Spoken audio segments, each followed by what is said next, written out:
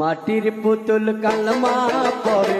হাতের ইশারায়, মাটির পুতুল কালমা পড়ে হাতের ইশারায়, মরা ছেলে জিন্দা করে খাজা বাবায়, আমার খাজা বাবায়, মরা ছেলে জিন্দা করে খাজা বাবায়, আমার